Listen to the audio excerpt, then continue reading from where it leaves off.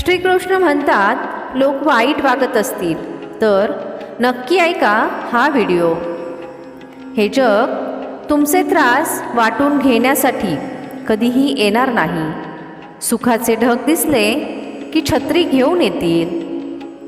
बुद्धिबळामध्ये वजीर मेला आणि आयुष्यामध्ये नियत बिघडली तर समजून घ्या की खेळ संपला.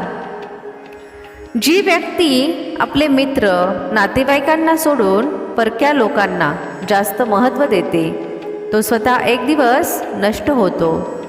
ज्याप्रमाणे एखाद्या राजाचे राज्य अधर्मामुळे नष्ट होते.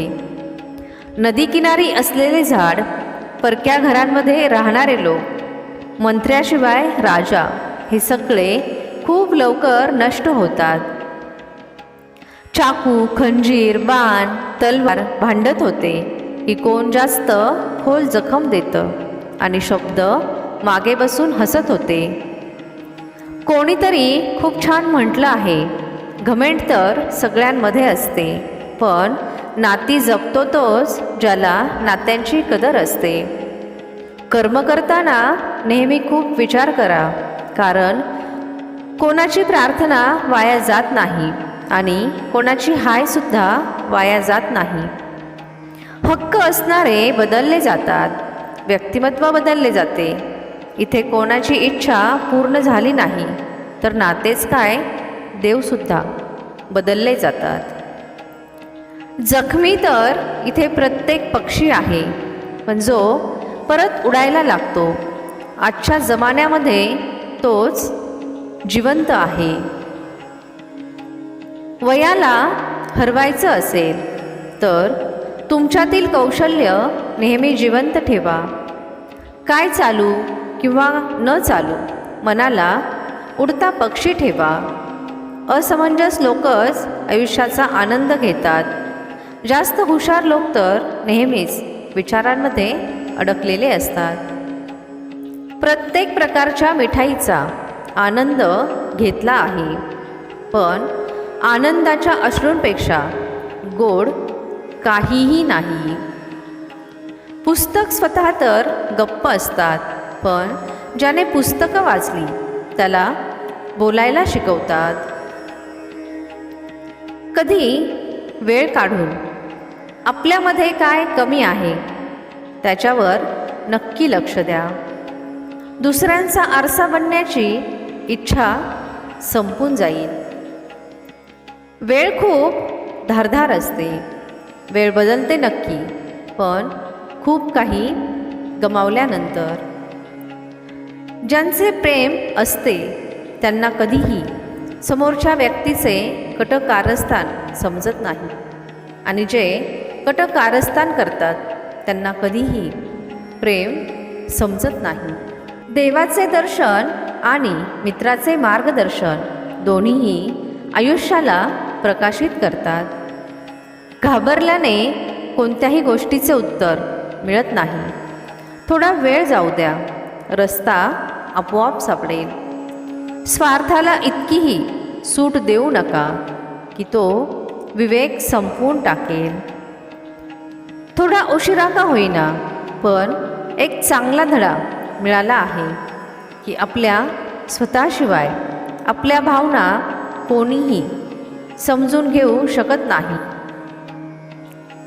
कधीही या भ्रमात राहू नका की सगळे नाते खास असतात.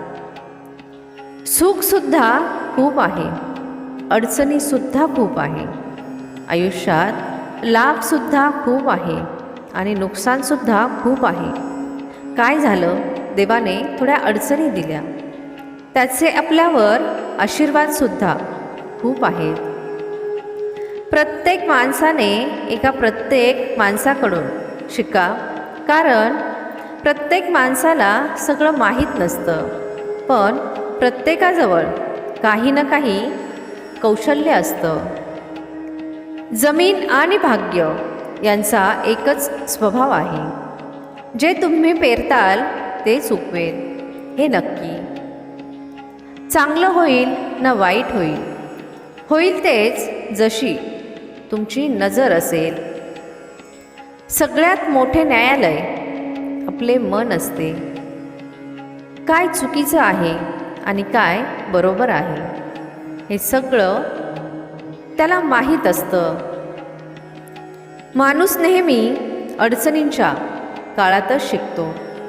आनंदामध्ये तर तो आधी मिळालेले अनुभव सुद्धा विसरतो. निस्वार्थीपणाने कर्म करत राहा. जे होईल ते चांगलेच होईल. थोडा वेळ लागेल पण सर्वोत्तम होईल. जेव्हा सत्य आणि असत्याचे युद्ध होईल तेव्हा सत्य एकटं उभं असेल आणि असत्याच्या मागे फौज उभी असेल.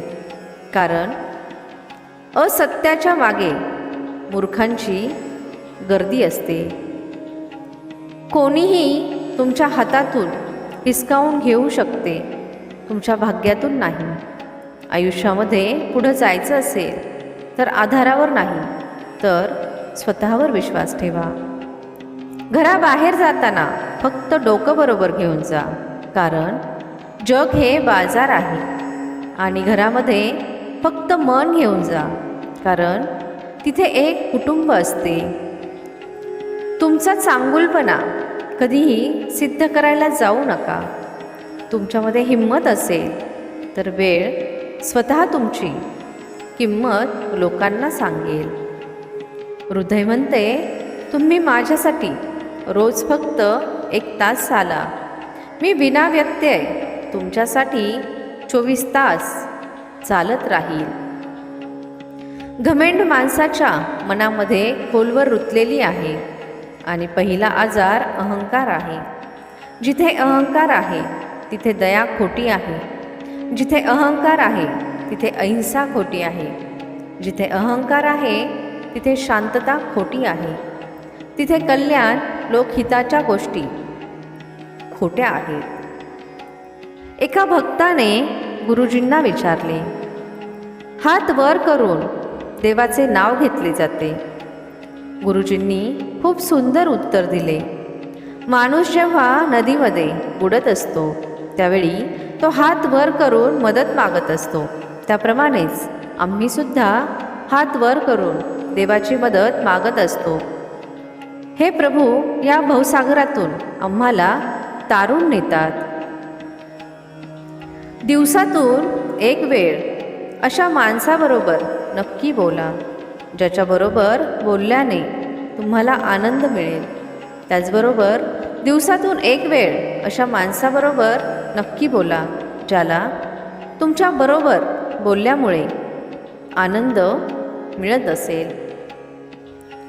आपल्या जवळ जे असते त्याची आपण कधीही कदर करत नाही.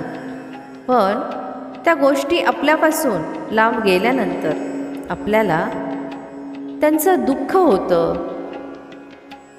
कोणत्याही व्यक्तीला सुखी ठेवण्याची क्षमता तुमच्यामध्ये नसेल पण कोणालाही दुःख न देणे हे तर तुमच्या हातात आहे.